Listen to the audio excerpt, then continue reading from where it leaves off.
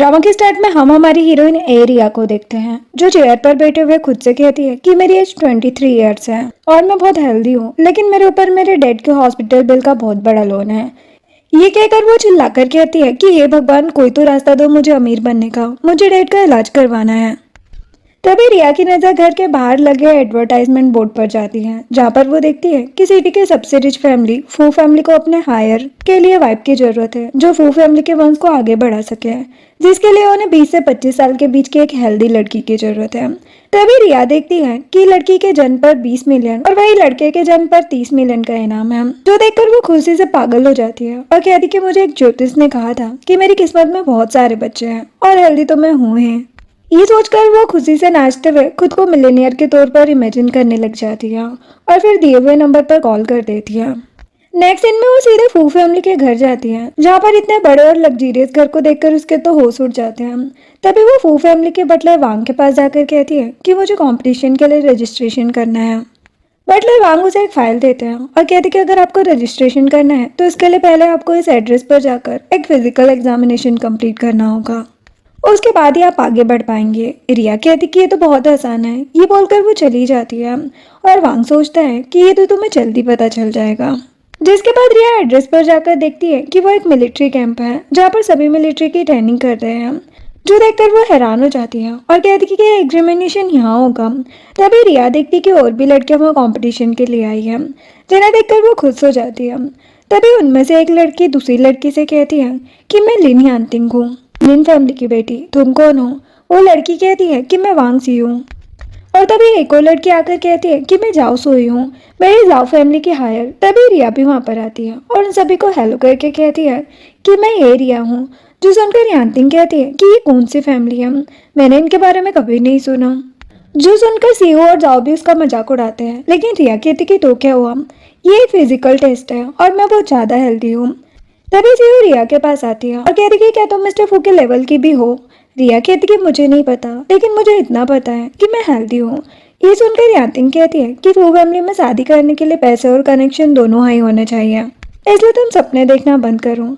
तभी बटले वांग वहां आकर विसल बजाकर सभी को सावधान रहने को कहते हैं, जो सुनकर सभी डर कर सीधे खड़े हो जाते हैं। तभी बटले वांग एक तलवार निकालते हैं और सभी से कहते हैं कि आप सभी यहाँ फिजिकल ट्रेनिंग के लिए आए हैं, इसलिए मैं आपको बताना चाहूंगा कि आज सभी को एक सैनिक के लेवल का टेस्ट देना होगा। वही दूसरी तरफ हम देखते हैं कि फू फैमिली की ग्रैंडमा दूर से अपनी कार में खड़े होकर दूरबीन से उन सभी को देख रही होती है। हमारे हीरो की कार में बैठा होता है, उससे कहते कि क्या तुम अपनी फ्यूचर वाइफ को नहीं देखोगे? वो कहते कि मुझे नहीं देखना। जो सुनकर ग्रैंडमा ओके बोलकर दूरबीन से रिया को देखती है और कहती कि मुझे ये रिया नाम की लड़की बहुत ज्यादा पावरफुल लगती है, इसके चेहरे में एक अलग ही चमक है। इधर यानतिंग बटले वांग से कहती है लेकिन हमें एक शादी के लिए फिजिकल एग्जामिनेशन या टेस्ट की जरूरत क्यों है? बटले वांग कहते कि क्या तुम बच्चे पैदा करना एक आसान काम समझती हो? ये बहुत ही खतरनाक प्रोसेस है जिसमें लोगों की जान भी चली जाती है, इसलिए फू फैमिली एक फिट और स्मार्ट लड़की को ही अपनी बहू बनाएंगे। तो बताओ क्या तुम टेस्ट के लिए तैयार हो? रिया चिल्लाकर कहती कि हाँ। वो वहाँ से आगे चली जाती है, जिसे देखकर बाकी लड़कियां भी उसके पीछे चली जाती है। फिर हम देखते हैं कि बटलर वांग सभी से कहता है कि इस टेस्ट में कुल 4 स्टेज होंगे, सभी स्टेजेस को पार करके आप सभी इंटरव्यू के लिए आगे बढ़ पाएंगे। आपका पहला स्टेज है, आपको 5 किलोमीटर की रेस आधे घंटे में पूरी करनी है, इसलिए आपका टाइम स्टार्ट होता है अभी। जो सुनकर सारी लड़कियां भागने लग जाती हैं और वही दूसरी तरफ रिया सबसे पहले तो आराम से अपने सर पर पट्टी लगाती है और फिर एक्सरसाइज करने लग जाती है, जिसे देखकर बटले वांग भी कंफ्यूज हो जाते हैं। तभी रिया इतनी जोर से भागना स्टार्ट करती है कि उसकी हवा से बटले वांग का विग भी नीचे गिर जाता है, जो देखकर वो हैरान रह जाते हैं। वही दूसरी तरफ यानतिंग, सीयू और जाओ कुछ देर दौड़कर ही थक जाते हैं और बहुत धीरे धीरे आगे बढ़ रहे होते हैं। तभी रिया इतनी तेजी से उनके बीच से गुजरती है कि उन्हें वो दिखाई भी नहीं देती है और वही दूसरी तरफ ग्रैंडमा भी रिया की स्पीड देखकर हैरान रह जाती है। इधर हम देखते हैं कि यानतिंग, सीयू और जाओ थक कर वहीं बैठ जाते हैं। तभी रिया रेस पूरी करके वहां पर आती है, जिसे देखकर बटलर वांग हैरान रह जाते हैं। रिया वहां पर आकर उन तीनों लड़कियों को वहां देखकर सोचती है कि उन्होंने उससे पहले रेस कंप्लीट कर लिया, जो देखकर वो सैड होकर वहां से जा रही होती है कि तभी बटलर वांग टाइमर वॉच में टाइम देखकर हैरान रह जाते हैं और रिया से कहते हैं कि तुमने ये रेस 14 मिनट 30 सेकंड में खत्म करके एक वर्ल्ड रिकॉर्ड बनाया है, तुम फर्स्ट आई हो। जो सुनकर वो खुशी के मारे पागल हो जाती है और वहीं बैठकर सोचती है कि डैड आपकी बेटी जल्दी अमीर बनने वाली है। उसे देखकर यानतिंग, सीयू और जाओ के तो होश ही उड़ जाते हैं। नेक्स्ट सीन में बटलर वांग सभी को अंदर लेकर जाते हैं, जहाँ पर सभी के टेबल पर पहले सी फूड सर्व किए जाते हैं। बटलर वांग सभी से कहते हैं कि अगला कंपटीशन फूड ईटिंग कंपटीशन का है। प्रेगनेंसी के लिए हेल्दी फूड खाना बहुत जरूरी है, इसलिए जो ये सारा खाना 1 घंटे में खत्म कर देगा वो इस कंपटीशन का विनर होगा। जिसके बाद हम देखते हैं कि सभी खाना खाने के लिए टेबल पर बैठ जाते हैं और कंपटीशन स्टार्ट होते ही रिया अपनी फुल स्पीड से खाना स्टार्ट कर देती है। वही दूसरी तरफ सीओ खाने को देखकर कहती है कि मैं डाइट पर हूँ, ये नहीं खा सकती। जाओ कहती कि मैंने सी फूड खाना कब का बंद कर दिया, और वही यांतिंग भी कहती है कि मैं भी ये घटिया खाना नहीं खा सकती। जो सुनकर बटलर वांग गुस्सा हो जाते हैं, लेकिन तभी वो देखते हैं कि रिया मजे से सारा खाना खा रही है। रिया को इतनी भूख लग रही होती है कि वो कुछ ही मिनट्स में अपना सारा खाना खत्म कर देती है, और फिर यांतिंग और उन दोनों लड़कियों को ना खाता देखकर उनके खाने को भी अपनी टेबल पर लाकर उसे सपाचट कर जाती है, जो देखकर बटलर वांग और उन तीनों के होश उड़ जाते हैं। तभी रिया सारा खाना खाकर बटलर वांग से कहती है कि क्या मुझे 1 कटोरी सूप और मिल सकता है। जो सुनकर बटलर वांग खुशी से कहते कि कॉन्ग्रेचुलेशन, तुमने इस कंपटीशन को भी अपने नाम कर लिया है। जो सुनकर रिया बहुत ज्यादा खुश हो जाती है। वही दूसरी तरफ ग्रैंडमा ये देखकर खुश होकर कहती है कि मैंने कहा था ना कि वो लड़की ही जीतेगी। नेक्स्ट कंपटीशन का होता है, जहाँ पर हम देखते हैं कि सभी एक क्लासरूम में बैठे हैं, जहाँ पर बटलर वांग सभी से कहते हैं कि अब बारी है आपके इंटेलिजेंस टेस्ट की।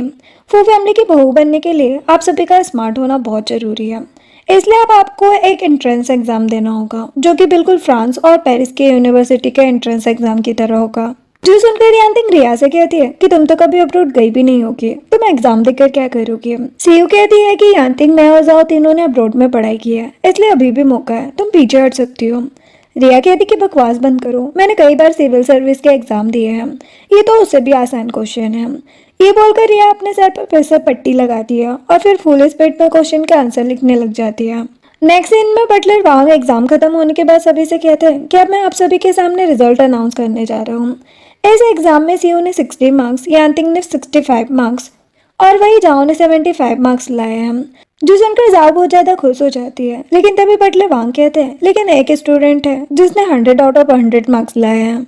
ये बोलकर वो बोर्ड पर टॉपर का नाम लिखते हैं, जिसमें रिया अपना नाम देखकर बहुत ज्यादा खुश हो जाती है और क्लासरूम में नाचने लग जाती है, जिससे वो तीनों तो फिर से चिढ़ जाती है। जिसके बाद बटलर वांग ग्रैंडमा को कॉल करके बताते हैं कि रिया ने एग्जाम में भी फर्स्ट पोजीशन हासिल की है। ग्रैंडमा खुश होकर कहती है कि लगता है यही लड़की मेरी बहू बनेगी। फुयान ये सुनकर सोचता है कि कौन है वो लड़की जो इतने हार्ड कंपटीशन को झटके में पास कर ले रही है, मुझे उसे देखना होगा। ये बोलकर वो चला जाता है।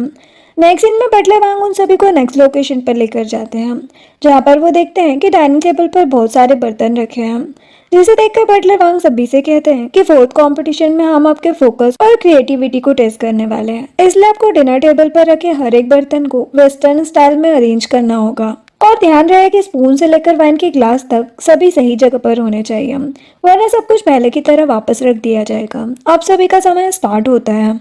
जो सुनकर सभी जाकर अपनी अपनी क्रिएटिविटी और एक्सपीरियंस के हिसाब से प्लेटें अरेंज करने लग जाते हैं। तभी हम देखते हैं कि यांतिंग, जिसे वेस्टर्न स्टाइल का थोड़ा बहुत नॉलेज होता है, वो तुरंत प्लेट अरेंज कर लेती है और बटलर वांग से कहती है कि मैंने सेटअप कर दिया। सुनकर बटलर वांग वहां आकर स्कैनर से सेटअप चेक करते हैं और कहते कि तुम्हारा स्पून सही नहीं है।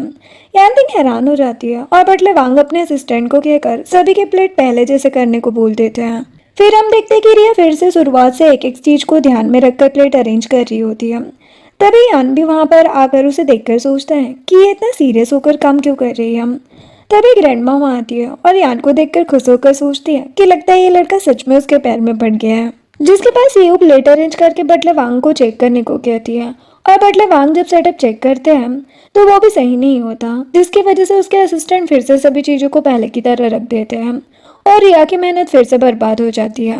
देन रिया हार न मानते हुए फिर से बार बार प्लेट अरेंज करने लग जाती है, जो देखकर यान सोचता है कि ये हार क्यों नहीं मान रही है। तभी रिया प्लेट अरेंज करते हुए याद करती है कि कैसे उसने पैसे कमाने के लिए डिलीवरी लेडी से लेकर क्लीनिंग लेडी यहाँ तक कि फैक्ट्री में भी काम किया है, लेकिन कभी भी किस्मत ने उसका साथ नहीं दिया। जो याद करके वो सोचती है कि कुछ भी करके मुझे ये कंपटीशन पास करना ही होगा। तभी यांतिंग, सीयू और जाओ हार मान जाते हैं, लेकिन रिया हार न मानकर पूरे फोकस से अपने काम में लगी रहती है, जिसकी वजह से आखिर में वो प्लेट अरेंज कर लेती है और बटलर वांग को उसे देखने को बुलाती है। बटलर वांग वहां आकर स्कैनर से उसके सेटअप को चेक करने लग जाते हैं, जो देखकर यान और ग्रैंडमा दोनों उसकी सफलता के लिए मन ही मन प्रे करने लग जाते हैं।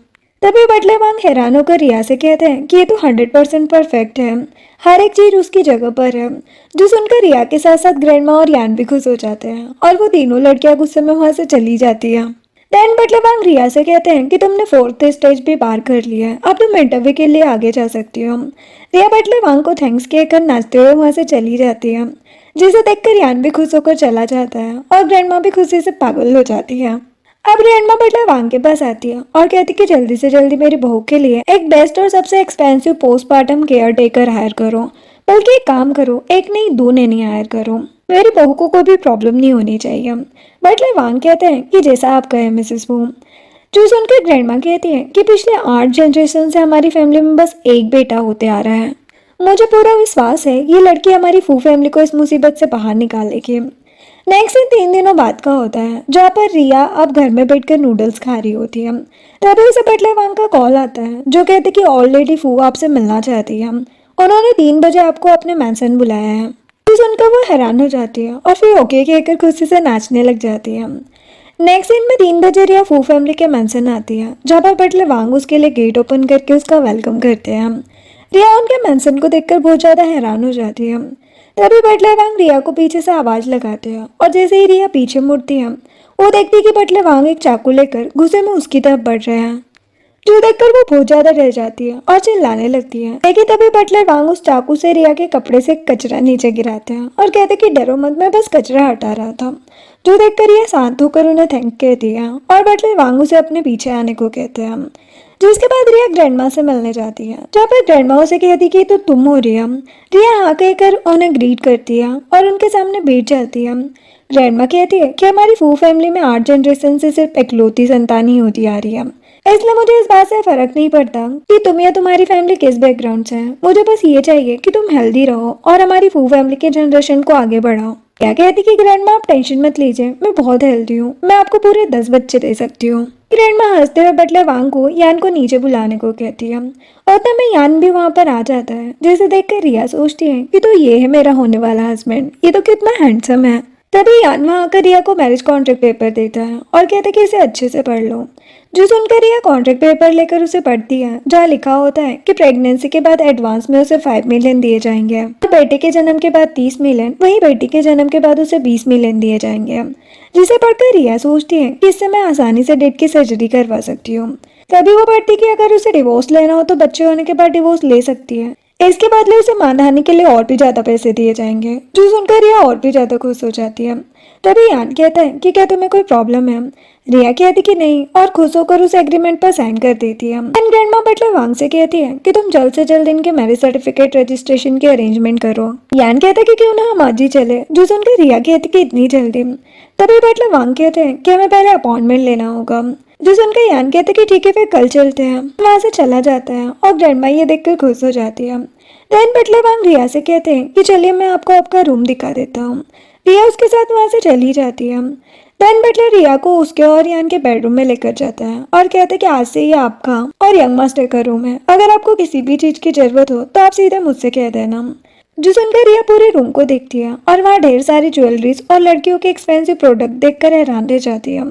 तभी बटलर वांग से वो पूछती है कि क्या आप मेरी एक छोटी सी हेल्प कर सकते हैं। एक्चुअल में मेरे डैड की सर्जरी के लिए मुझे पैसों की जरूरत है, तो क्या आप मुझे एडवांस में कुछ पैसे दे सकते हैं। जो सुनकर बटलर वांग रिया को एक बैंक कार्ड देते हैं और कहते हैं कि ये ओल्ड लेडी ने आपके लिए दिया है, ये 5 लाख आपकी मंथली पॉकेट मनी है। रही बात आपके डेट की, तो हमने पहले ही आपके डेट को सिटी के बेस्ट प्राइवेट हॉस्पिटल के VIP वार्ड में शिफ्ट कर दिया है और कल वार्ड के बेस्ट सर्जन उनकी सर्जरी करने आएंगे, इसलिए आपको घबराने की जरूरत नहीं है। इसका सारा खर्चा फू फैमिली ही देगी। जो सुनकर रिया खुश हो जाती है और थैंक्स कहती है कि मिस्टर वांग मैं फू फैमिली का ये एहसान कभी नहीं भूलूंगी। बटलर वांग कहती कि आपको थैंक्स कहने की जरूरत नहीं है, आपको बस अपनी सेहत पर ध्यान देना चाहिए। रिया कहती कि हाँ मैं अपना पूरा ख्याल रखूंगी। अब नेक्स्ट दिन हॉस्पिटल का होता है, जहाँ पर रिया अपने डैड से मिलने आई होती है। डॉक्टर उसे बताते हैं कि सर्जरी सक्सेसफुल रही है और उनकी रिकवरी भी बहुत अच्छी है। जो सुनकर रिया उन्हें थैंक्स कहती है। अब रिया सीधे वार्ड में जाती है, पर रिया की मॉम मिसेस ए भी होती है। रिया मिसेस ए के पास जाकर कहती है कि मॉम आखिरकार डैड ठीक हो ही गए। जो सुनकर मिसेस ए की आंखों में आंसू आ जाते हैं। वो कहती है लेकिन बेटा तुम्हारे पास इतने पैसे कहाँ से आए। रिया कहती कि मॉम मेरे बॉस ने मुझे पैसे उधार दिए थे। जो सुनकर मिसेस ये कहती है कि फिर तो तुम्हें फ्यूचर में और अच्छे से काम करना होगा। तुम अकेले इतने पैसे कैसे चुकाओगे? जो सुनकर रिया उन्हें हक कर लेती है और कहती कि आप टेंशन मत लो, सब ठीक हो जाएगा। नेक्स्ट दिन में यान रिया के साथ मैरिज सर्टिफिकेट रजिस्ट्रेशन के लिए आया होता है, जहाँ पर रिसेप्शनिस्ट उन दोनों को साथ में देखकर कहती है कि तुम दोनों साथ में कितने अच्छे लग रहे हो, तुम्हारे हस्बैंड भी बहुत हैंडसम है, ये क्या करते हैं? जो सुनकर यान कोई जवाब नहीं देता। रिया रिसेप्शनिस्ट को कहती है कि एक्चुअल में मेरे हस्बैंड थोड़े इंट्रोवर्ट है, इसलिए ज़्यादा बात नहीं करते हम। वो कहती कि अच्छा, ये तो अच्छी बात है, वैसे तुम दोनों मिले कैसे हम? ये सुनकर भी यान कोई जवाब नहीं देता। रिया उसका हाथ पकड़ के कहती है कि इन्होंने ही मुझे प्रपोज किया था। जो सुनकर यान हैरान हो जाता है और वो रिसेप्शनिस्ट खुश हो जाती है। हम देन यान और रिया साथ में फोटो क्लिक करवाते हैं और अपना मैरिज सर्टिफिकेट रजिस्टर करवा लेते हैं। नेक्स्ट सीन में रात को रिया बेडरूम में लेटी हुई सोच रही होती है कि कॉन्ट्रैक्ट के हिसाब से मुझे जल्दी प्रेग्नेंट होना होगा, लेकिन यान अभी तक आया क्यों नहीं है? तभी यान वहाँ आता है, जिस देखकर रिया कहती है कि अच्छा हुआ तुम आ गए, क्या तुम ड्रिंक करके आए हो? यान कहता है कि हाँ, और फिर वहाँ से जाने लगता है। रिया कहती कि तुम कहाँ जा रहे हो? वो कहता है कि नहाने। वो कहती कि इतनी जल्दी क्या है? ये बोलकर वो उसका हाथ पकड़ कर खींच लेती है, जिससे वो दोनों बेड पर गिर जाते हैं और यान रिया के ऊपर आ जाता है, जो देखकर रिया थोड़ी नर्वस हो जाती है और सोचती है कि मैं तो तैयार थी, इतनी नर्वस क्यों हो रही हूँ? तभी वो अपनी आंखें बंद करके कहती है कि मैं रेडी हूँ, चलो स्टार्ट करो। जो देखकर वो कहता है कि आज नहीं, लेकिन रिया उसे टच करते हुए कहती कि क्यों नहीं, हम दोनों ही हेल्दी हैं, तुम्हें क्या प्रॉब्लम है? जो सुनकर यान रिया को पुश करके साइड कर देता है और उसे गुड नाइट कहकर वो उसे पकड़कर सो जाता है। जो देखकर रिया कहती है कि क्या इसने मुझे पकड़कर सोने के लिए मुझसे शादी की है, जिसके बाद वो खुद भी सो जाती है। अब नेक्स्ट सीन मॉर्निंग का होता है, जहाँ पर जब रिया उठती है तो देखती कि यान वहाँ नहीं है। तभी बटलर वांग वहाँ आता है और कहते कि यंग लेडी आपको कुछ चाहिए? रिया कहती कि मेरा हस्बैंड का है। बटलर वांग कहते हैं कि वो तो एक हफ्ते के लिए एक बिजनेस ट्रिप पर गए हैं। जो सुनकर रिया सैड हो जाती है और बटलर वांग को भेजकर थोड़ी देर और सो जाती है। नेक्स्ट दिन में रिया जब सुबह ब्रेकफास्ट करने के लिए नीचे आती है तो एक शेफ रिया को एक एक करके अपनी सारी डिशेस और उनकी स्पेशलिटी के बारे में एक्सप्लेन करता है, जो देखकर रिया खुश हो जाती है और क्लिपिंग करने लग जाती है। बटलर वांग रिया को कहते हैं कि ये शेफ ली है, आज से ये आपके पर्सनल शेफ हैं जो आपके लिए हेल्दी हेल्दी डिशेस बनाएंगे। जो सुनकर वो और भी खुश हो जाती है। देन बहुत सारी फीमेल असिस्टेंट ढेर सारी डिशेस लेकर आती है और उसे डाइनिंग टेबल पर सर्व करती है, जो देखकर रिया हैरान हो जाती है और सोचती कि क्या मैं कोई सपना देख रही हूँ। तभी बटलर वांग रिया को चॉपस्टिक देते हैं और रिया एक एक करके सारी डिशेस ट्राई करने लग जाती है, जिससे कि उसका पूरा पेट भर जाता है।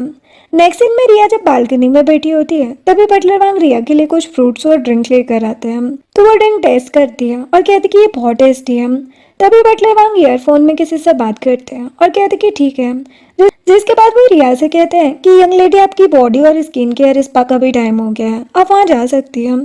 जो सुनकर रिया खुश होकर चली जाती है। नेक्स्ट दिन में रिया सोफे पर लेटी होती है और एक लड़की उसका स्किन केयर कर रही होती है। तभी वो एक खास तरह की एक्सपेंसिव क्रीम रिया के गालों पर लगाती है, जिससे रिया को एक अलग सी फीलिंग आती है और वो सोचती कि मुझे लगता है कि मैं हेवन में हूँ। नेक्स्ट दिन में शाम को जब रिया सोफे पर बैठकर मूवी देख रही होती है तभी बटलर वांग उसके लिए सूप लेकर आते हैं और कहते कि यंग लेडी ये सूप आपके लिए बहुत फायदेमंद है, इसे पी लीजिए। रिया ना चाहते हुए भी नाक बंद करके सूप पी लेती है। देन उसकी नाक से ब्लड आने लग जाता है, जो देखकर वो डरते हुए रिया को टिश्यू देते हैं और कहते कि आपके नाक से खून आ रहा है। जो सुनकर रिया टिश्यू से ब्लड साफ करती है और कहती कि शायद मेरे माइंड पर कंट्रोल नहीं है। तभी बटलर वांग रिया से कहते हैं कि आज रात मिस्टर यान वापस आने वाले हैं। जो सुनकर वो कहती कि क्या सच में? फिर तो मजा आएगा। अब नेक्स्ट सीन में रात को रिया यान के आने से पहले अच्छे से मेकअप करके रेडी होती है और फिर बेड पर लेटकर यान का वेट करने लग जाती है। तभी यान वहाँ आता है। रिया कहती है कि पतिदेव तुम आ गए। रिया को ऐसे बेड पर देखकर यान कहता है कि तुम्हें सो जाना चाहिए।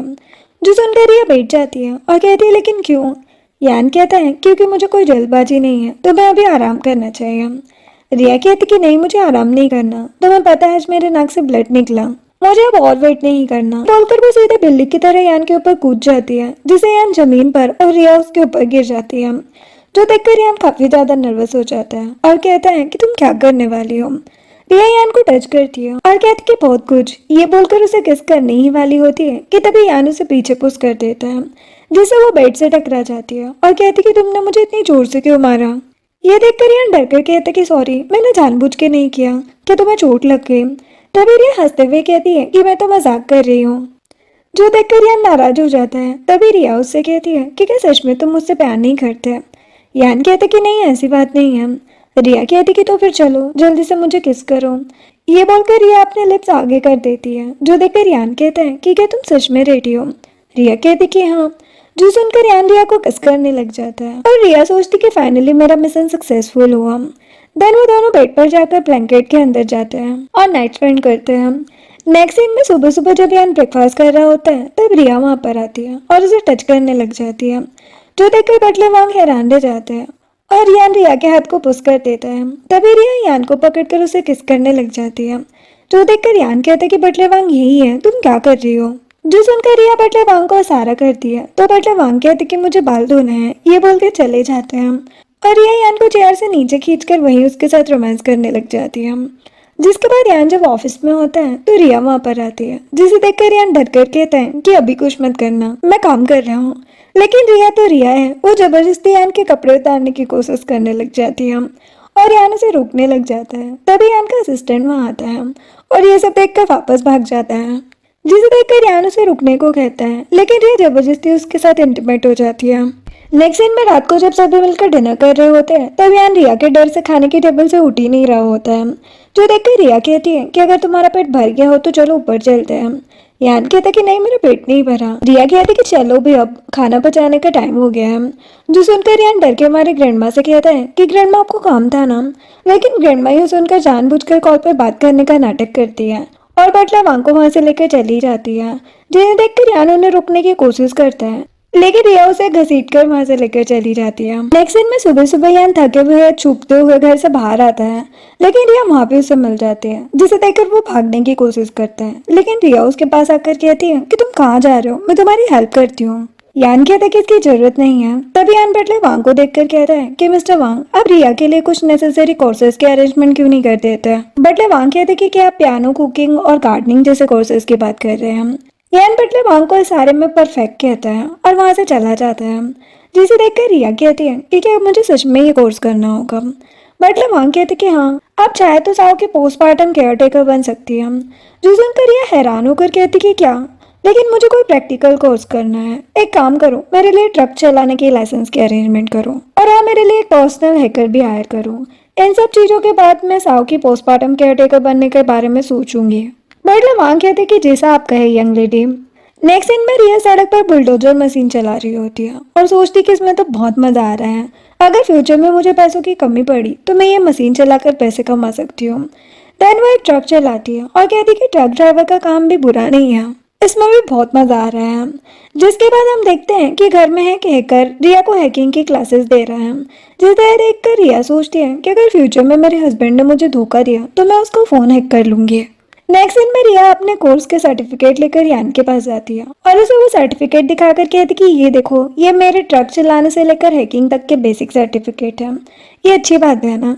यान हैरान होकर कहता कि क्या, मैंने तुम्हें गार्डनिंग करने को कहा था और तुम जाकर ट्रक चला रही हो।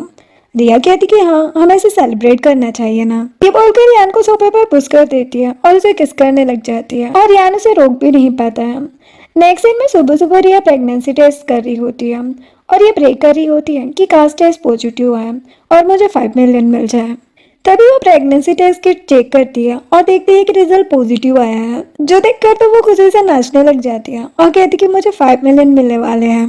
देन रिया दौड़कर गार्डन में जाती है और बटलर वांग को प्रेगनेंसी टेस्ट का रिजल्ट दिखाती है, जो देखकर बटलर वांग हैरान हो जाते हैं और कहते कि यंग लेडी, इसका मतलब आप सच में प्रेग्नेंट है।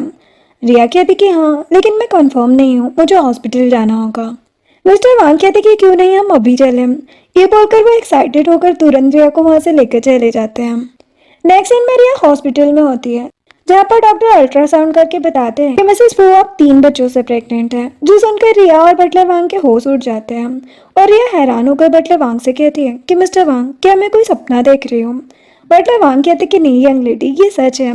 जो सुनकर रिया कहती है कि इसका मतलब अगर तीनों बेटे हुए तो। बटलर वांग कहते कि फिर आपकी अर्निंग 90 मिलियन तक जा सकती है।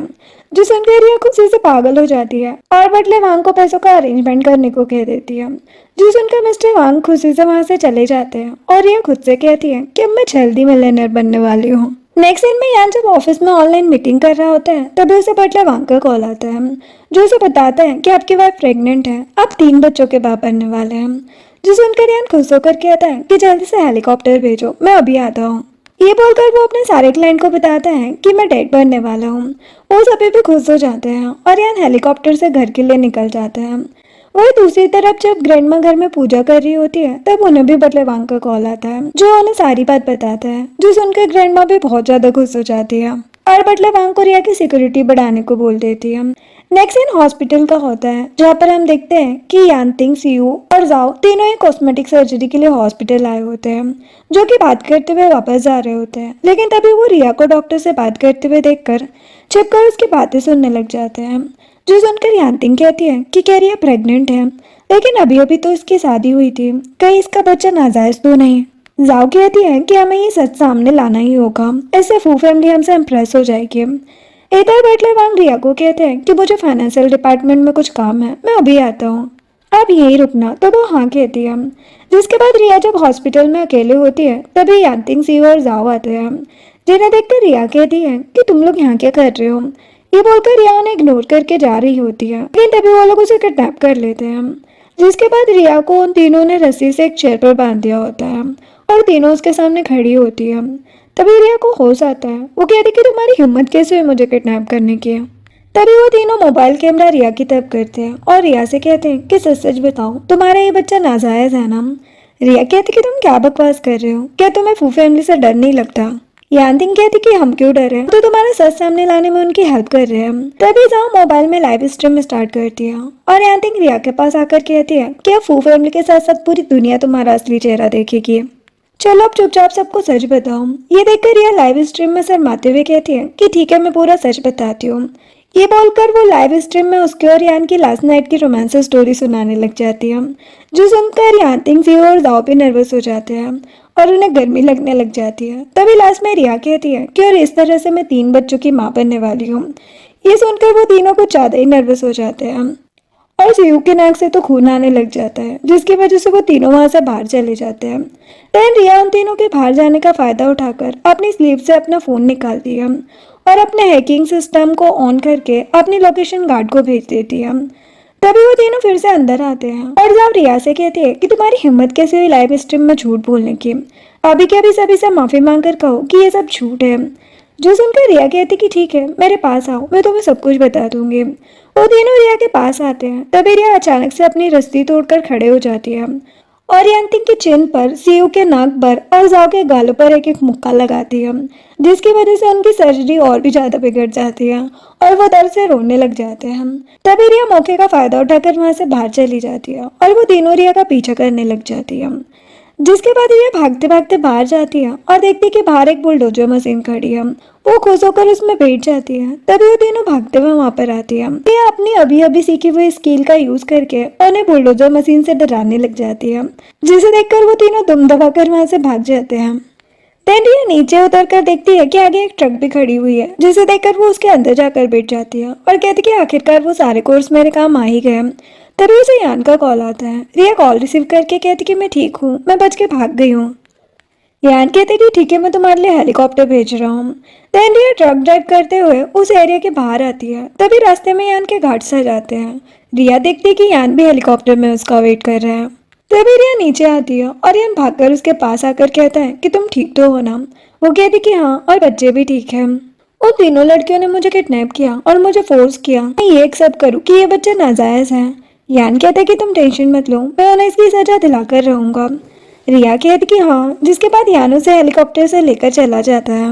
नेक्स्ट सीन में रिया और यान जब घर आते हैं तो ग्रैंडमा घबराते हुए उनके पास आकर कहती कि तुम लोग ठीक तो हो ना। रिया कहती कि ग्रैंडमा आप टेंशन मत लो, मैं और बच्चे ठीक है। ग्रैंडमा कहती है कि जिसने मेरी बहू के साथ ऐसा किया मैं उसे छोड़ूंगी नहीं। तभी एक गार्ड कहता है कि हमने पहले ही यानतिंग, सीयू और जाओ को अरेस्ट कर लिया है। मिसेस फू ने हमें पहले ही उनकी लोकेशन सेंड कर दी थी। ग्रैंडमा कहती कि ठीक है जाओ, अभी के अभी लिन, जाओ और वांग फैमिली के साथ सारे ऑपरेशन खत्म करके उन्हें बैंकरप्ट कर दो। कार्ड्स ओके बोलकर चले जाते हैं। तभी बटलर वांग वहां पर आते हैं और ग्रैंडमा के सामने नील डाउन होकर रोते हुए कहते हैं कि मुझे माफ कीजिए, सब मेरी गलती थी, मेरी लापरवाही की वजह से यंग लेडी के साथ ये सब हुआ। ये बोलकर वो रोते हुए अपना रेजिग्नेशन लेटर ग्रैंडमा को देते हैं। लेकिन रिया ये देखकर उनसे कहती है कि मिस्टर वांग आपकी कोई गलती नहीं है और वैसे भी आपने मेरा बहुत ख्याल रखा है, मुझे और मेरे बच्चों को आगे आपकी जरूरत है। ग्रैंडमा भी कहती कि रिया सही कह रही है, तुम हमारे फैमिली मेंबर की तरह हो। माना तुमसे चूक हुई, लेकिन कोई बात नहीं, आगे से ध्यान रखना। जो सुनकर बटले वांग उन तीनों को थैंक्स कहते हैं और रिया भी खुश हो जाती है। नेक्स्ट दिन कुछ दिनों बाद का होता है, जहाँ पर हम देखते हैं कि रिया का बेबी बम्प बड़ा हो गया है, जिसकी वजह से बटले वांग ने पूरे घर में सॉफ्ट मैट्रेस लगा दिया है ताकि रिया और बच्चों को कोई भी चोट न लगे। इसी के साथ 8 से 10 फीमेल असिस्टेंट रिया के आगे पीछे घूम रहे हैं ताकि उसे कोई भी प्रॉब्लम ना हो। और दूसरी तरफ सेफली रिया और बच्चों के हेल्थ का ध्यान रखते हुए उनके लिए हेल्दी हेल्दी डिशेस रेडी कर रहे हैं, जिसे खाकर रिया बहुत ज़्यादा खुश हो जाती है। नेक्स्ट सीन में रिया रात को अकेले बेड पर सोई होती है और उसे नींद नहीं आ रही होती है। इसकी वजह से वो सोचती है कि यान ने कहा था कि उसके साथ सोने से नींद में बच्चों को नुकसान हो सकता है, इसलिए वो स्टडी रूम में सोने गया है। मुझे उसके बिना नींद नहीं आ रही है। तभी यान वहाँ आता है और कहते कि तुम अभी भी जाग रही हो। रिया खुश होकर कहती है कि मुझे तुम्हारे बिना नींद नहीं आ रही है। यान कहता है कि हाँ, लेकिन अभी वो सब करना तुम्हारे और बच्चों दोनों के लिए डेंजरस है। रिया सोचती कि इसे मेरी कितनी ज़्यादा चिंता है। तभी यान कहता है कि चलो अब सो जाओ, मैं थोड़ी देर यहीं हूँ। रिया कहती कि ठीक है, फिर यान उसे सुला देता है। नेक्स्ट सीन में रिया बेड पर लेटी हुई थी और यान उसके पैरों की मालिश कर रहा होता है, जो देखकर रिया कहती है कि कुछ दिनों से मेरे पैरों में इतने क्रैम्प्स आ रहे हैं, मैं पागल हो रही हूँ। जो सुनकर यान टेंशन में आ जाता है और कहते कि डॉक्टर ने कहा है कि 3 बच्चों को जन्म देने से तुम्हारी बॉडी पर बहुत ज़्यादा प्रेशर आएगा। क्यों ना हम एक बच्चे को हटा दे, तुम 2 बच्चों को भी तो जन्म दे सकती हो। जो सुनकर ये गुस्सा हो जाती है और कहती कि ये तुम क्या कह रहे हो, ये मेरे और तुम्हारे बच्चे हैं, हम ऐसा नहीं करेंगे। मैं हेल्दी हूँ, मैं 3 नहीं बल्कि 5 बच्चों को भी जन्म दे सकती हूँ। यान कहते कि मेरा मतलब वो नहीं था, मुझे तो बस तुम्हारी चिंता थी। रिया कहती कि मैंने कह दिया मतलब कह दिया, मैं अपने बच्चे को मारने नहीं दूंगी। यान कहते कि ठीक है, लेकिन प्रॉमिस करो कि अगर तुम्हें कोई भी प्रॉब्लम होगी तो तुम मुझे बताओगी। रिया कहती कि ठीक है और सोचती है कि क्या मैंने पैसों की लालच में कुछ ज्यादा ही बोल दिया। नेक्स्ट सीन में यान ने रिया का ख्याल रखने के लिए अपने ऑफिस को घर में ट्रांसफर कर लिया है ताकि वो रिया का अच्छे से ख्याल रख सके और उसके साथ अच्छे से टाइम स्पेंड कर सके। फिर हम देखते हैं कि हर दिन यान और ग्रैंडमा के साथ साथ बटलर वांग रिया का अच्छे से ख्याल रखते हैं, जिसकी वजह से रिया आखिरकार 36 वीक्स आसानी से पार कर लेती है। दिन हॉस्पिटल का होता है, जहाँ पर रिया को ऑपरेशन रूम में लेकर जाया जाता है और यान ग्रैंडमा और बटलर के साथ बाहर ही वेट कर रहा होता है और तीनों के तीनों रिया और बच्चे के लिए बहुत ज्यादा परेशान हो जाते हैं। तभी कुछ देर बाद डॉक्टर बाहर आते हैं और यान से कहते कि कॉन्ग्रेचुलेशन, आप 3 बेटों के डेड बन गए हैं। जो सुनकर वो सभी खुश हो जाते हैं, जिसके पर डॉक्टर रिया को बाहर लेकर आते हैं और यान रिया के पास आकर उसका हाथ पकड़ लेता है और कहते हैं कि तुम्हारे स्ट्रगल के लिए थैंक्स। रिया कहती कि मैंने कोई स्ट्रगल नहीं किया। जो सुनकर ग्रैंडमा खुश होकर कहती है कि तुमने हमारी फू फैमिली की किस्मत बदल के रख दी। नेक्स्ट सीन में हम देखते हैं कि फू फैमिली ने बच्चों की खुशी में एक गेट टुगेदर पार्टी की अरेंजमेंट किया, जहाँ सिटी की सभी बड़ी हस्तियां पार्टी अटेंड करने आई हुई है और रिया और यान को 3 बच्चों के लिए कॉन्ग्रेचुलेशन विश कर रही होती है, जो देखकर रिया बहुत ज्यादा खुश हो जाती है और सोचती कि मेरी वजह से ग्रैंडमा सच में कितनी ज्यादा खुश है। तभी बटले वांग रिया को बैंक कार्ड देकर कहते हैं कि यंग लेडी, ये रहा आपका नाम, पासवर्ड आपकी डेट ऑफ बर्थ है। रिया वो कार्ड ले लेती है और फिर खुश होकर सोचती है कि आखिरकार मेरे 90 मिलियन मेरे पास आ ही गए, अब मैं खुलकर अपनी जिंदगी जी सकती हूँ। लेकिन अभी ग्रैंडमा और यान बहुत खुश है, मैं डिवोर्स के बारे में बाद में बात करूंगी। तभी हम देखते कि रिया के मॉम डैड उस पार्टी में वेटर बनकर काम कर रहे होते हैं, जो कि रिया को वहां देखकर उसे आवाज लगाते हैं और कहते कि तुम यहाँ क्या कर रही हो और तुमने ऐसे कपड़े क्यों पहने हैं। रिया उन दोनों को वहां देखकर हैरान हो जाती है और कहती कि मॉम डैड, आप यहाँ काम कर रहे हैं, लेकिन क्यों? मैंने कहा था ना कि मैं आपको पैसे ट्रांसफर कर दूंगी। मिस्टर ये कहते कि हाँ बेटा, तुम्हारी मॉम ने मुझे सब कुछ बताया, इसलिए हम दोनों कुछ काम करके तुम्हारी हेल्प करना चाहते हैं। वैसे से रोते हुए कहती है कि तुमने अपने डैड के लिए इतना कुछ किया है, हमारा भी तो हक है कि हम तुम्हारे लिए कुछ करें। जो सुनकर ये इमोशनल हो जाती है और मिसेस ए को हक करके सोचती है कि अब मैं इन्हें सच कैसे बताऊं। अभी मिस्टर ए रिया के तीनों बच्चों को असिस्टेंट्स की गोद में देखकर रिया से कहते हैं कि क्या ये बच्चे तुम्हारे हैं? रिया घबराते हुए हाँ कहती है। जो सुनकर मिसेस ए रोते हुए कहती है कि तुमने हमारे लिए ये सब किया। मिस्टर ये कहते कि ये सब मेरी गलती है, मैंने तुम्हारी जिंदगी बर्बाद कर दी। जो सुनकर रिया उन्हें समझाने की कोशिश करती है, लेकिन तभी यान वहां आकर रिया के कंधे पर हाथ रखता है और कहते कि अंकल आंटी, आपको कोई गलतफहमी हुई है, मैंने बस बच्चों के लिए रिया से शादी नहीं की है, मैं सच में रिया से प्यार करता हूँ और आपसे प्रॉमिस करता हूँ कि मैं हमेशा रिया का अच्छे से ख्याल रखूंगा। जो सुनकर मिस्टर एंड मिसेस ए रिया के तीनों बच्चों को देखते हैं और खुश होकर कहते हैं कि ये कितने प्यारे हैं। इनके नाक और कान रिया पर गए हैं। तभी यान उनसे कहता है कि मुझे पता है कि आप खुद को इसके लिए दोषी मानते हैं, लेकिन ऐसा नहीं है, मैं कभी भी आपको निराश नहीं करूंगा। जो सुनकर मिस्टर ए कहते हैं कि आप एक अमीर फैमिली से बिलोंग करते हो और वही रिया एक मिडिल क्लास फैमिली से है। हमारी वजह से उसने ये सब किया, निराश तो हमने उसे किया है। रिया कहती कि मॉम डैड ऐसा कुछ भी नहीं है, माना कि मैंने ये सब पैसों के लिए किया था, लेकिन अब सच में हम दोनों को एक दूसरे से प्यार हो गया है, हम दोनों साथ में खुश हैं। जिसके बाद मिस्टर एंड मिसेस जब अपने ग्रैंड चाइल्ड को खिला रहे होते हैं तभी ग्रैंड मामा आती है और मिस्टर एंड मिसेस ऐसे कहती है कि आप रिया के मॉम डैड है ना। मैं यान की ग्रैंड माँ हूँ। आपकी बेटी ने हमारी फू फैमिली को एक नहीं बल्कि 3 बहुत बड़े तोहफे दिए हैं, जिसके लिए हमारी फू फैमिली हमेशा रिया की आभारी रहेगी। मैं आप दोनों से प्रॉमिस करती हूँ कि मैं आपकी बेटी को प्रिंसेस बनाकर रखूंगी। सुनकर उन दोनों को थोड़ी राहत मिलती है और रिया उनसे कहती है कि मॉम डैड आप टेंशन मत लो, यान बहुत अच्छा है, वो मेरा बहुत ख्याल रखता है, मैं उसके साथ खुश हूँ। ये बोलकर वो अपने मॉम डैड को हक कर लेती है, जो देखकर ग्रैंडमा और यान भी खुश हो जाते हैं। नेक्स्ट सीन में रिया और यान की फैमिली एक साथ बैठकर रिया के तीनों बच्चों को खिला रहे होते हैं, जो देखकर रिया बहुत ज्यादा खुश हो जाती है और सोचती कि मेरी दोनों फैमिली साथ में इतनी खुश है, ये एक सपने जैसा है। नेक्स्ट सीन में रात को रिया और यान बच्चों को सुला रहे होते हैं और रिया सोच रही होती है कि 3 बच्चों के बाद मेरी भी किस्मत बदल गई है। सभी ग्रैंडमा को कहते हैं कि मैं फू फैमिली का भाग्य का सितारा हूँ और यान भी मुझसे अच्छे से बात करता है। तभी रिया थक जाती है, जो देखकर यान कहता है तुम थक गई हो तो रेस्ट करो, मैं इन्हें सुला दूंगा। रिया सोचती है कि बच्चे होने के बाद यान बदल गया है, जब वो हमेशा सीरियस रहता था वही अब वो तीनों बच्चों के डायपर बदलने से लेकर उन्हें सुलाने भी लग गया है। वो अपने डेड बनने की जिम्मेदारी अच्छे से निभा रहा है, पता नहीं क्यों, लेकिन ये दिन पर दिन और ज्यादा अट्रैक्टिव होता जा रहा है। नेक्स्ट सीन में ग्रैंडमा सभी बच्चों को खिला रही होती है और रिया उन्हें ऐसे देखकर बहुत ज्यादा खुश होती है। तभी ग्रैंडमा मेड को कहकर बच्चों को सुलाने के लिए भेज देती है और फिर रिया और यान के पास आकर रिया से कहती है कि बेटा तुम्हारे ये तीनों बच्चे बहुत प्यारे और शरारती हैं, इसलिए मैं सोच रही थी कि तुम मुझे एक बेटी भी क्यों नहीं दे देती है। जो सुनकर यान और रिया हैरान हो जाते हैं और रिया सोचती है कि 3 बच्चों के जन्म के बाद तो मुझे अब प्रेगनेंसी के नाम से ही डर लग रहा है। और मैं रिया से कहती है कि वैसे भी हमारी फू फैमिली के पास एक राजकुमारी होनी ही चाहिए, प्रॉमिस के हिसाब से मैं तुम्हें 20 मिलियन भी दूंगी। जो सुनकर रिया सोचती है कि पैसे तो मेरे पास अब बहुत है, लेकिन मुझे लड़कियां बहुत पसंद है। ये सोचकर रिया ग्रैंडमा से कहती है कि ग्रैंडमा लेकिन ये डिसीजन यान का भी होना चाहिए। जो सुनकर यान रिया से कहते कि मैं तुम्हें परमिशन नहीं दूंगा इसकी, पहले से 3 बच्चों को पालना आसान काम नहीं है और तुम्हें बहुत ज्यादा प्रॉब्लम हुई है इसमें, अब हम और बच्चे नहीं करेंगे। जो सुनकर ग्रैंडमा कहती कि ये तुम कैसी बकवास कर रहे हो, बच्चे होना तो सौभाग्य की बात होती है, मुझे एक पोती चाहिए, मतलब चाहिए। जो सुनकर यह ग्रैंडमा की खुशी के लिए हाँ बोल देती है। हाँ सुनकर ग्रैंडमा बहुत ज्यादा खुश हो जाती है और बटले वांग को वहाँ बुलाकर कहती है कि जाओ और हमारे सारे खानदानी ज्वेलरीज को लेकर आओ और उसे रिया को दे दो। बटलर वांग हाँ कहकर चले जाते हैं और रिया भी ये सुनकर खुश हो जाती है। नेक्स्ट दिन 1 महीने बाद का होता है, जहाँ पर हम देखते हैं कि रिया प्रेगनेंसी टेस्ट किट से अपनी प्रेगनेंसी चेक करती है, जहाँ पर उसे पता चलता है कि वो फिर से प्रेग्नेंट हो गई है। जब ये बात रिया यान को बताती है तो वो खुशी से उसे हक कर लेता है और कहता है कि इस बार तुम्हें पहले से भी ज्यादा अपना ख्याल रखना होगा। जिसके बाद रिया ये बात ग्रैंडमा को बताती है, वो भी खुशी से पागल हो जाती है और कहती है कि मैं अब तुम्हारा और अच्छे से ख्याल रखूंगी। नेक्स्ट दिन हॉस्पिटल का होता है, जहाँ पर रिया और यान कंफर्मेशन के लिए हॉस्पिटल आए होते हैं। डॉक्टर रिया का अल्ट्रासाउंड कर ही रहे होते हैं कि तभी वो स्क्रीन पर रिजल्ट देखकर हैरान हो जाते हैं, जिसे देखकर यान कहते हैं कि डॉक्टर साहब ठीक तो है ना। डॉक्टर कहते हैं कि आप खुद क्यों नहीं देख लेते हैं। जब यान स्क्रीन पर देखता है तो हैरान होकर कहता है कि क्या रिया के पेट में 4 बच्चे हैं। डॉक्टर कहते हैं कि हाँ। जो सुनकर रिया और यान के तो होश उड़ जाते हैं और रिया सोचती है कि 4 बच्चे हैं, अगर 2 बेटे और 2 बेटी भी हुई तो मुझे फिर से 100 मिलियन मिलेंगे, मेरा पेट तो मैजिकल है। तभी यान डॉक्टर से कहता है कि जरूर आपकी मशीन खराब होगी, आप फिर से चेक कीजिए।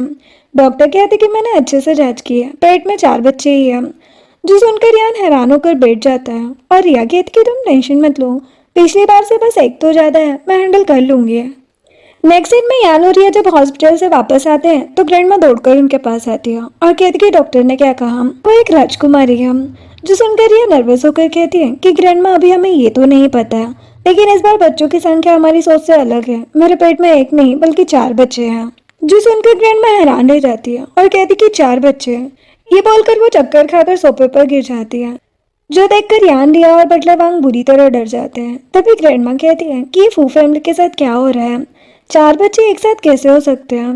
जो सुनकर रिया को बुरा लगता है और वो सोचती है कि लगता है मैंने ग्रैंडमा को निराश कर दिया। वो ग्रैंडमा से कहती कि ग्रैंडमा आप टेंशन मत लो, मैं बच्चों को जन्म दूंगी और खुद उनका ख्याल रखूंगी, आपको परेशानी नहीं होगी। ग्रैंडमा कहती कि बेटा मुझे मेरी नहीं तुम्हारी चिंता है, तुम्हारा ये नाजुक शरीर इतने भार को कैसे हैंडल करेगा। नेक्स्ट सीन में हम देखते हैं कि 3 बच्चों के आने के बाद जो घर में खुशी का माहौल था वो अब शांति में बदल गया है और सभी शांति से काम कर रहे हैं ताकि रिया को कोई भी प्रॉब्लम ना हो। और ये सब देखकर ग्रैंडमा भी परेशान हो गई है। नेक्स्ट सीन में यान रिया के लिए ऑरेंज पील कर रहा होता है। तभी वो रिया से कहता है कि मुझे माफ कर दो, मुझे ग्रैंडमा की बात नहीं माननी चाहिए थी। पहले ही तुम 3 बच्चों की डिलीवरी कर चुकी हो और अब तुम फिर से 4 बच्चों की डिलीवरी कैसे करोगी। रिया कहती कि इसमें तुम्हारी कोई गलती नहीं है और वैसे भी क्या तुम बच्चों के लिए खुश नहीं हो। जो सुनकर यान रिया को हक कर लेता है और कहता है कि मैं हूँ, लेकिन मुझे तुम्हारी फिक्र है। तभी रिया को पेट में दर्द होता है जो देखकर यान काफी डर जाता है। तभी रिया हंसते हुए उसे शांत करवाती है और कहती कि डरो मत, ये बस हल्का सा क्रैम्प था। ये बोलकर वो उसे अपने हाथों से ऑरेंज खिलाने लग जाती है और सोचती कि ये कितना प्यारा है। नेक्स्ट सीन में हम देखते हैं कि रिया का पेट पहली बार से भी ज्यादा बड़ा हो गया है जिसकी वजह से उसे बहुत तकलीफ हो रही है और यान उसे अपने हाथों से सूप पिला रहा होता है। तभी रिया यान से कहती है कि तुम्हें ऑफिस भी जाना चाहिए। यान कहता है कि भाड़ में जाए ऑफिस, तुम मेरे लिए ज्यादा जरूरी हो। ये बोलकर वो उसे सूप पिलाने लग जाता है जो देखकर रिया खुश हो जाती है। नेक्स्ट सीन में रिया की प्रेगनेंसी के 34 वीक के बाद रिया को इमरजेंसी में हॉस्पिटल लेकर जाया जाता है, जहाँ इस बार ऑपरेशन थिएटर में रिया का साथ देने के लिए यान भी जाता है और उसका हाथ पकड़ कर कहता है कि घबराओ मत, मैं तुम्हारे साथ हूँ। तभी डॉक्टर ऑपरेशन से डिलीवरी करने के लिए रिया को बेहोश करते हैं और एक एक करके रिया के 4 बच्चों की डिलीवरी करते हैं, जहाँ इस बार रिया को 2 लड़के और 2 लड़कियां होती हैं, जिसे देखकर डॉक्टर यान को कॉन्ग्रेचुलेशन कहते हैं और यान खुश हो जाता है। तभी हम देखते हैं कि रिया बेहोशी की हालत में भी अपने 100 मिलियन के बारे में सोचती है और स्माइल करने लग जाती है।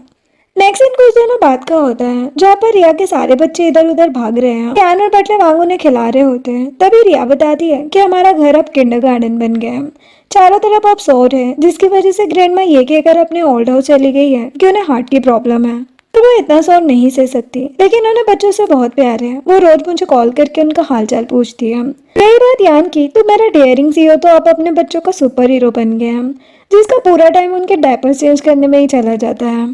नेक्स्ट सीन में हम देखते हैं कि रिया जब रूम में बैठकर अपने कार्ड्स गिन रही होती है, तभी यान थककर वहां पर आता है और बेड पर लेटकर कहता है कि मैं इन बच्चों का क्या करूं, एक को सुलाऊं तो दूसरा जग जाता है और दूसरे को सुलाऊं तो तीसरा। जो सुनकर रिया कहती है कि हमें इसका कोई तो सॉल्यूशन निकालना ही होगा। यान कहता है कि तो क्या तुम मैंने बाहर फेंक दोगे।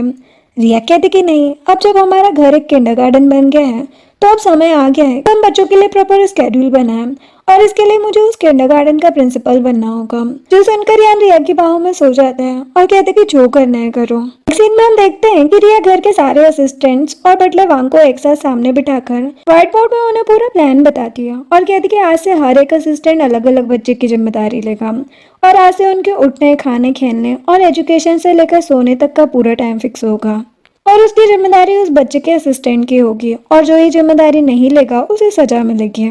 आप सभी समझ गए ना? सभी हाँ कहते हैं। नेक्स्ट दिन एक हफ्ते बाद का होता है जहाँ पर हम देखते हैं कि रिया और यान के सारे बच्चे बहुत शांत और डिसिप्लिन हो गए हैं और अब घर में जरूरत से ज्यादा मस्ती नहीं कर रहे हैं, जो देखकर रिया सोचती है कि आखिरकार मेरा प्लान सक्सेसफुल हो ही गया।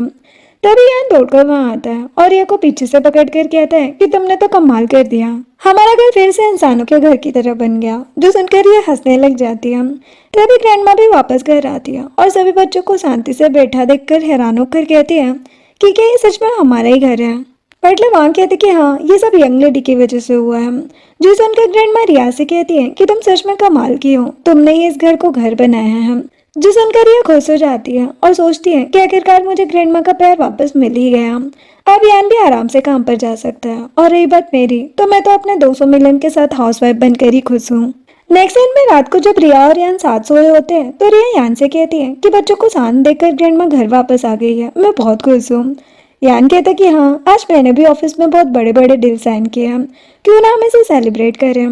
रिया कहती कि हाँ, लेकिन हमें सावधानी रखनी होगी। यान कहते कि हाँ और फिर रिया को किस करने लग जाता है और रोमांस करते हुए वो लोग नाइट स्पेंड करते हैं। नेक्स्ट दिन 1 महीने बाद का होता है जहाँ पर हम देखते कि रिया को वॉमिट हो रही है। यान कहता है कि क्या तुमने कुछ गलत खा लिया। रिया कहती कि नहीं, ये एक अलग ही फीलिंग है, जाओ और प्रेगनेंसी टेस्ट किट लेकर आओ। जो सुनकर यान हैरान रह जाता है, जिसके बाद यान प्रेगनेंसी टेस्ट किट लेकर आता है और रिया ये देखकर हैरान हो जाती है कि वो फिर से प्रेग्नेंट है। जो देखकर वो यान से कहती है कि ये सब तुम्हारी गलती है, तुमने सावधानी नहीं रखी। जो सुनकर यान रिया का हाथ पकड़ लेता है और कहता है कि मैं तुम्हें और खतरे में नहीं डालूंगा, हम इस बार अबॉर्शन करवाएंगे। तो पहले ही बहुत कुछ सह चुकी हो, रिया भी हाँ कहती है। नेक्स्ट सीन में रिया और यान घर में बैठे होते हैं और तभी ग्रैंडमा बटलर वांग के साथ आती है और यान से कहती है कि तुमने क्या कहा, रिया फिर से प्रेग्नेंट है।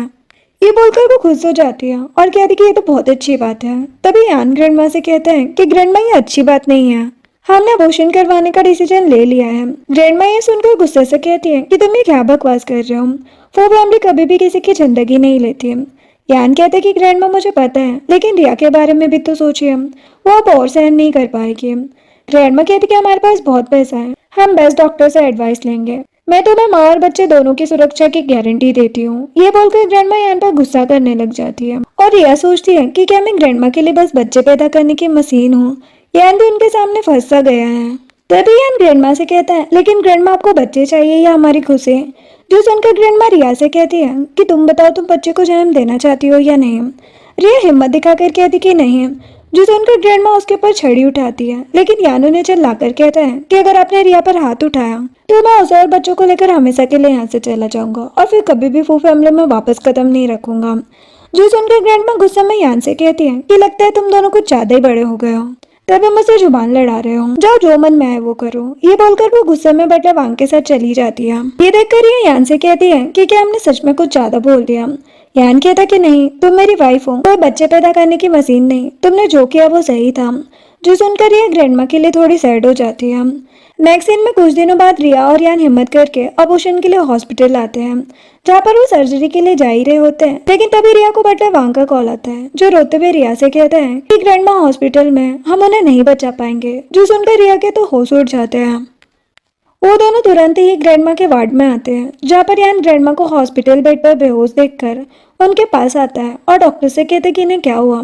डॉक्टर कहते कि इनका हार्ट पहले से वीक था, ऊपर से ये गुस्से में पागल हो रही थी, इनका दिल ये सब नहीं सह पाया, इन्हें हार्ट अटैक आया था, इनके जिंदा रहने के चांसेस ना के बराबर है। जो सुनकर रिया की आंखों में आंसू आ जाते हैं और वो सोचती कि ये सब मेरी वजह से हुआ है, अगर मैंने उन्हें अबॉर्शन के लिए मना कर दिया होता तो ये सब नहीं होता।